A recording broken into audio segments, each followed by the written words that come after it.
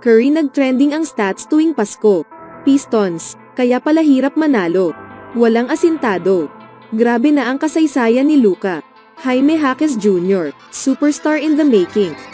Ngunit bago ang lahat, kung gusto nyo ng matibay na running shoes, New Adidas Fashion, mabibili lamang sa halagang $2,299. Click lamang ang link sa comment section. Or bisitahin lamang ang tiffen.com for more high-quality shoes.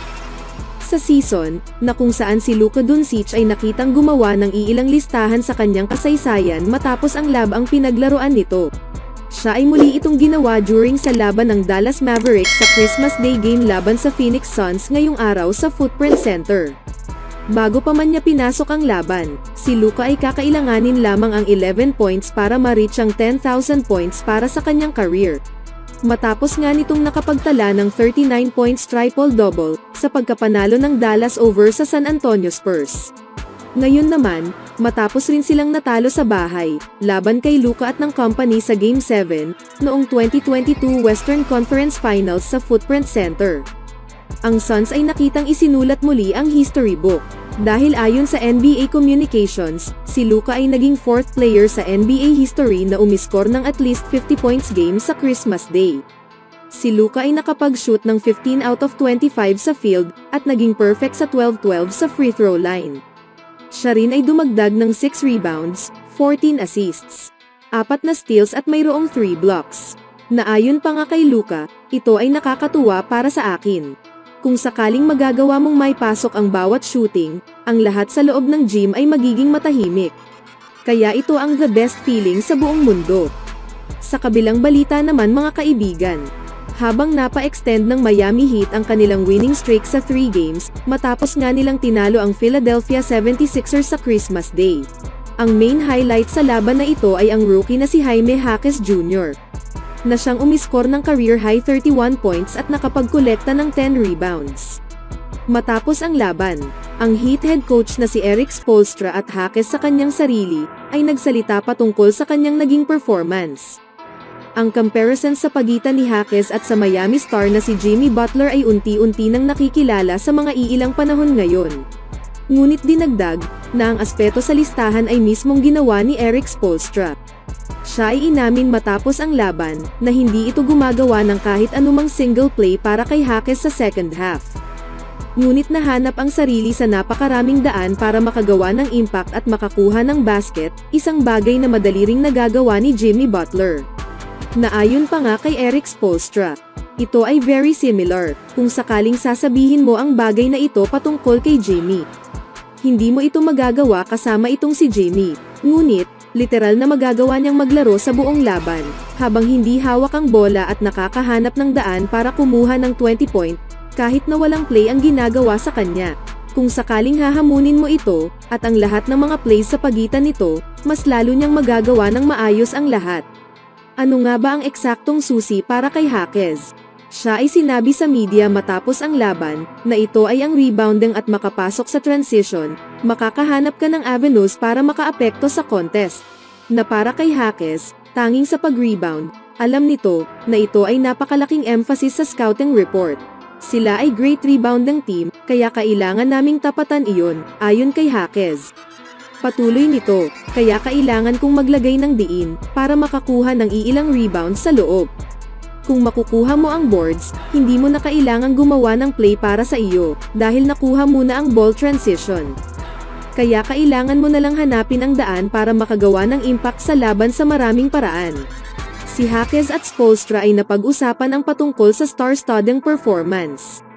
Si Jaime Jaquez ay napabilang na ngayon sa legendary company sa mga basketball greats, tulad ni na Michael Jordan at LeBron James na umiskor ng 30 points sa Christmas Day. Gayon rin sa UCLA product, na naging tanging 5th rookie na nakapag-put up ng at least 30 points, 10 rebounds sa Christmas Day ayon sa StatMuse. Na para kay Jaquez, siguradong espesyal. Masaya ako na nakuha namin ang panalo sa Pasko. Alam nyo, lumaki akong pinanood ang mga laban, at para makapaglaro, at ngayon nagkaroon ng career night. Tanging bumalik lamang ang mga hard work at late night na iginugol ko sa gym. tanging pinaghandaan lamang ang pagkakataon na tulad nito. Si Spoelstra sa ngayon ay hawak na ang 9-0 record sa Christmas Day game, bilang naging part sa Heat's 12-2 record sa holiday. Speaking about sa rookie, pinaliwanag nito kung bakit iba si Jaques sa kahit sino mang first-year player. Bilang kung ano nga ba ang nagagawa nito sa college basketball. Na para kay Spoelstra, merong isang bagay sa pagiging 4-year player at hindi magkaroon ng impact winning, or para sa 4 na taon mong paglalaro bilang college player, na siyang binasag ang daan patungo sa rotation. Kailangan mong matuto kung paano maging role player, matuto kung paano anihin ang minuto, more opportunities, maglaro sa hassle environments, maghanap ng daan para manalo sa tournament. Ang lahat ng ito ay napakahalaga, at least sa kanila. Siya ay napakagaling, at ang kanyang experience level ay isang klaseng lumalagpas na ngayon, base sa kanyang edad. Para naman kay Jaques, siya ay nagsalita patungkol sa kung ano nga ba ang kahulugan ng Heat basketball. In terms sa actual game laban sa Sixers, ito ay isang dogfight mula sa first patungo sa last period. Anong masasabi niyo mga kaibigan, sa rookie na ito? Sa kabilang banda naman, ang Detroit Pistons ay nakagawa ng masamang kasaysayan ngayong season, at ngayon, sila ay natied ang NBA single season, na napanghawakan ang record kasama ang 26 consecutive losses. Ang Pistons ngayon ay naging 2-27 sa 2023-24 season, at ang isang fan sa team ay naibahagi ang isang clip, na ngayon nag-viral sa social media. Na kung saan ang mga manlalaro ay na-miss ang 5 shots ng magkasunod during sa warm-ups.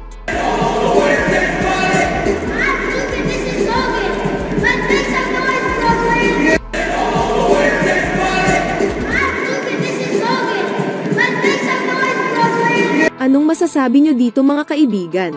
Sa kabilang banda naman, hindi sa lahat ng Pasko, nagkaroon ng magandang pagkakataon si Curry para magdiwang. Ang puzzle ng struggles ni Curry sa laban during sa holiday ay nagpatuloy nitong araw. Sa panahong pagkatalo ng Golden State sa score na 120-114 laban sa Nuggets sa Christmas Day sa Ball Arena.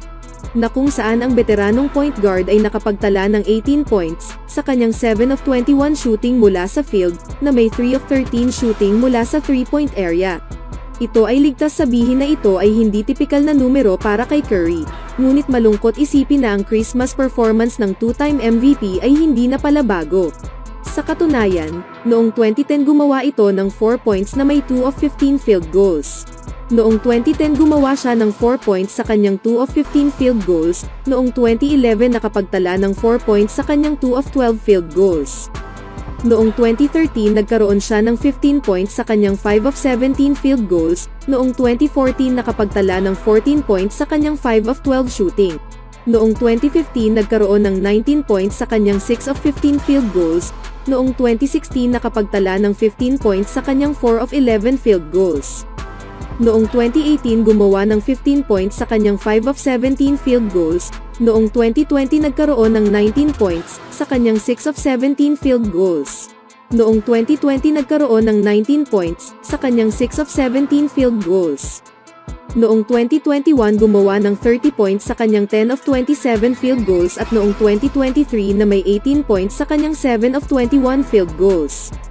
Ang Christmas struggles ay lumitaw na nag-trend, ngunit isang masamang pangitain, dahil ang 4-time NBA champion ay kilala na siyang nakapag-perform above and beyond para sa Golden State, during sa mga sumunod na araw sa campaign. At ito ang tiyak na inaasahan ng mga Dubs fans mula kay Curry.